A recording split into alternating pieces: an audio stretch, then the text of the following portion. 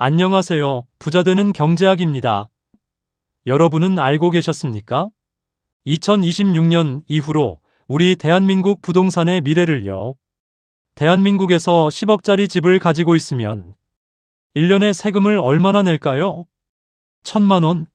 몇백만 원? 많은 분들이 그렇게 생각합니다. 하지만 실제는 다릅니다. 연간 약 150만 원. 한 달로 계산하면 12만 5천 원입니다. 맞습니다. 10억대의 자산을 가지고 있는데 보유 비용이 핸드폰 요금보다 싸다는 뜻입니다. 이게 바로 지금 대한민국의 보유세 구조입니다. 그런데 지금 이 세금을 크게 올리자는 이야기가 나오고 있습니다. 현재 한국의 보유세는 약 0.15%입니다. 이걸 1% 수준으로 올리자는 것입니다. 무려 6배 이상 상승입니다.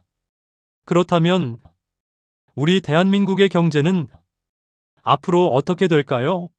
많은 분들이 걱정하고 계십니다. 다른 나라와 비교해보며 자세히 살펴보겠습니다. 끝날 때까지 집중해서 들어주시고 구독과 좋아요 함께 해주시면 더 많은 경제학 정보를 알려드리는데 큰 힘이 되겠습니다. 미국은 약 2%, 일본은 약 1.7%, 그런데 한국은 0.15%입니다. 선진국의 10분의 1 수준입니다. 그래서 정부에서는 이런 이야기를 합니다. 집을 많이 가지거나 살지도 않을 집을 보유하는 것이 경제적 이익이 아니라 감당하기 어려운 부담이 되어야 한다. 여기서 중요한 단어는 부담입니다. 즉, 집을 사는 것은 자유지만 집을 가지고 있는 것은 비용이 되게 만들겠다는 뜻입니다. 그렇다면 왜 한국의 보유세는 이렇게 낮았을까요? 이유는 간단합니다. 세금을 계산할 때 집값 그대로 계산하지 않기 때문입니다. 첫 번째, 공시가격입니다.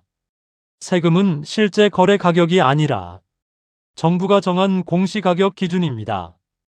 공시가격은 보통 시세의 약 70% 수준입니다. 처음부터 30%가 깎입니다. 두 번째, 종합부동산세 기준입니다.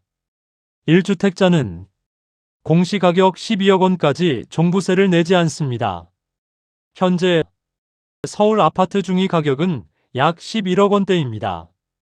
즉, 서울 아파트 절반은 종부세를 아예 안 냅니다. 세 번째, 고령자 공제와 장기 보유 공제입니다. 오래 보유하거나 나이가 많으면 세금을 최대 80%까지 깎아줍니다. 네 번째, 공정시장 가액 비율입니다. 공시가격에 또다시 60%만 적용합니다. 재산세는 40%만 적용합니다. 결국 10억짜리 집이라도 실제로 세금을 매기는 기준은 4억에서 5억 수준입니다. 그래서 깎고 또 깎고 또 깎아서 결국 보유세 0.15%가 만들어진 것입니다.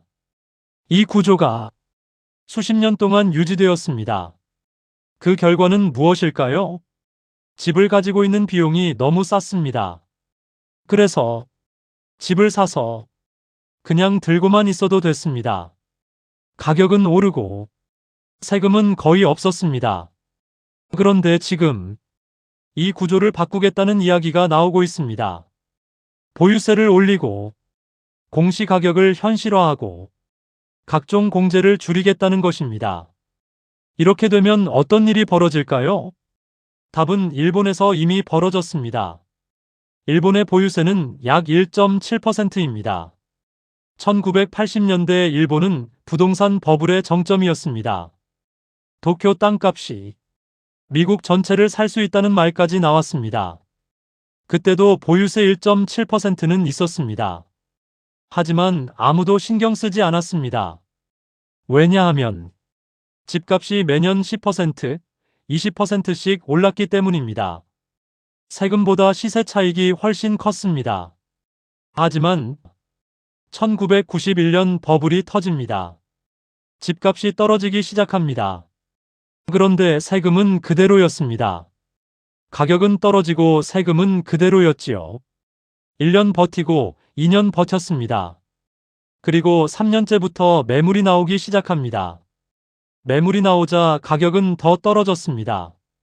가격이 더 떨어지자 사람들은 더 팔았습니다. 결국 가격 하락이 되고 매물 증가가 되니 더 추가 하락이 되는 이런 악순환이 시작됩니다. 보유세 1.7%가 가격 하락에 가속 페달이 된 것입니다. 여기서 중요한 사실이 있습니다. 보유세는 집값이 오를 때는 무섭지 않습니다. 하지만 집값이 멈추는 순간 갑자기 무서워집니다. 예를 들어보겠습니다. 압구정 현대 아파트입니다. 2021년 약 51억, 2023년 약 90억, 2025년 약 135억, 2년마다 수십억씩 올랐습니다. 여기서 보유세 1%라면 약 1억 3천만 원입니다. 하지만 집값이 수십억씩 오르는데 1억 세금이 무섭겠습니까? 전혀 무섭지 않습니다. 그래서 진짜 핵심은 보유세가 아닙니다. 진짜 핵심은 집값이 더 이상 오르지 않는다는 확신입니다. 그 확신이 시장에 퍼지는 순간 보유세는 진짜 힘을 발휘합니다. 일본이 정확히 그랬습니다. 오를 때는 1.7%가 아무것도 아니었습니다. 하지만 오르지 않는 순간 1.7%가 모든 것이 되었습니다. 만약 한국의 보유세가 0.15%에서 1%로 올라간다면 집값이 계속 오르는 동안에는 체감이 크지 않을 수도 있습니다. 하지만 집값이 멈추는 순간 매년 빠져나가는 돈, 돌아오지 않는 돈, 소득이 받쳐주지 않으면 집은 자산이 아니라 매달 돈을 빨아먹는 존재가 될 수도 있습니다. 그래서 지금 시장의 질문은 단 하나입니다. 집이 자산이던 시대가 끝나는 것인가? 아니면 또다시 오르는 것인가? 아직 아무도 모릅니다. 하지만 한 가지는 분명합니다. 대한민국 보유세 0.1% 시대는 끝나가고 있습니다. 여러분은 어떻게 생각하십니까? 부자되는 경제학을 찾아주신 모든 분께 감사드립니다.